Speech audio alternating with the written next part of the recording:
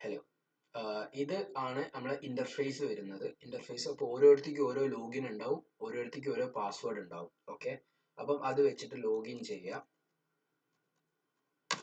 Login ചെയ്ത് കഴിഞ്ഞാൽ ഇങ്ങനെ ഒരു സ്ക്രീനാണ് വരിക. അപ്പം ഈ സ്ക്രീൻ എന്താ പറയുന്നതെന്നുള്ള ഒരു ചെറിയ ബ്രീഫിംഗ് ആണ് ഈ വീഡിയോയിൽ ഞാൻ പറയാൻ ഉദ്ദേശിക്കുന്നത്.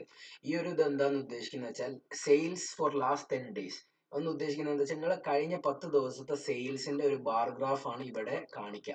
അത് നിങ്ങൾക്ക് ബൈ ഡിഫോൾട്ട് 10 days ആണ്. 20 days ആക്കാം, 30 days ആക്കാം, 40 days ആക്കാം, അത് നിങ്ങളെ ഇഷ്ടം പോലെ. അപ്പൊ അതിനനുസരിച്ചിട്ട് ഗ്രാഫിന്റെ ഒരു കണ്ടന്റ് കുറച്ച് കൂടും. അപ്പൊ 10 daysലാണ് അത് ഡിഫോൾട്ട് ആയിട്ട് കാണിക്കുക. പിന്നെ ഇവിടെ ഐറ്റം റീ ഓർഡർ എന്ന് ഉദ്ദേശിക്കുന്നത് എന്താന്ന് വെച്ചാൽ അതൊരു നോട്ടിഫിക്കേഷൻ ആണ്. എന്താ വെച്ചാൽ നമ്മൾ ഐറ്റം ക്രിയേറ്റ് ചെയ്യുന്ന സമയത്ത് നമുക്കൊരു ഓപ്ഷൻ ഉണ്ട്. ആ ഐറ്റം ഓപ്ഷൻ നിങ്ങൾക്ക് കറക്റ്റ് കാണാൻ പറ്റും. ആ ഐറ്റം ക്രിയേറ്റ് ചെയ്യുന്ന സമയത്ത് ഓപ്ഷനിൽ കാണിക്കുമ്പോൾ നമുക്ക് എത്ര പീസ് ആവുന്ന സമയത്ത് ഓർഡർ ചെയ്യണം എന്നുള്ള ഒരു ഒരു ഒരു ഓപ്ഷനാണ് അവിടെ ഉണ്ട്. അപ്പൊ നമ്മൾ അവിടെ ഒരു 20 നമ്പർ ഇട്ട് കൊടുത്തു കഴിഞ്ഞാൽ 19 ആയിട്ട് ആയി കഴിഞ്ഞാൽ, അതിൽ 20 അല്ലെങ്കിൽ 19 ആയി കഴിഞ്ഞാൽ അതിന്റെ നോട്ടിഫിക്കേഷൻ ഇവിടെ വരും. ഓക്കെ, അപ്പൊ ഈ സാധനങ്ങൾ അണ്ടർ സ്റ്റോക്കിലേക്ക് അയക്കിന്, ഈ സാധനം ഓർഡർ ചെയ്യാൻ സമയം അയക്കുന്നു എന്നുള്ള ഒരു നോട്ടിഫിക്കേഷൻ തരും.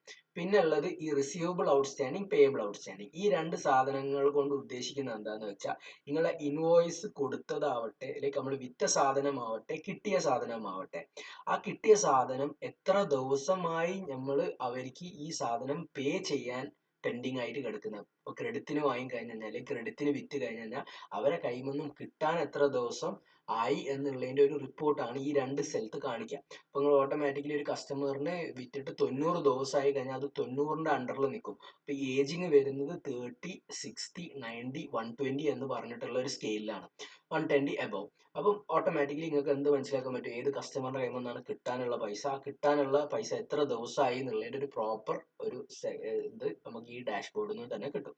പിന്നെ വരുന്നത് ഇതേമാതിരി നമ്മളെ ലാസ്റ്റ് 30 ഡേയ്സിൽ ഏറ്റവും കൂടുതൽ വിറ്റിട്ടുള്ള സാധനങ്ങൾ.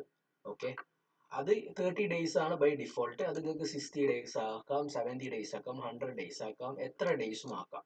ഓക്കെ, അത് നിങ്ങളെ ഇഷ്ടം പോലെ. പിന്നെ അതേമാതിരി തന്നെ ഈ കഴിഞ്ഞ 30 ദിവസത്തിൽ ഏറ്റവും കൂടുതൽ പ്രോഫിറ്റബിൾ ആയിട്ടുള്ള ഐറ്റം വിറ്റത് അത് എത്ര എണ്ണം വിറ്റു എന്നുള്ളതിന്റെ രണ്ട് സാധനങ്ങൾ ഇവിടെ കാണിക്കും. അത് വേണമെങ്കിൽ ബൈ ഡിഫോൾട്ട് 30 ആണ്, 60 ആക്കാം, 90 ആക്കാം, നിങ്ങളെ ഇഷ്ടം പോലെ. എന്ത് വേണമെങ്കിലും എത്ര എമൗണ്ട് വേണമെങ്കിലും ഇടാം. അത് അതിനനുസരിച്ചിട്ടുള്ള റിപ്പോർട്ട് ഇവിടെ കാണിക്കും.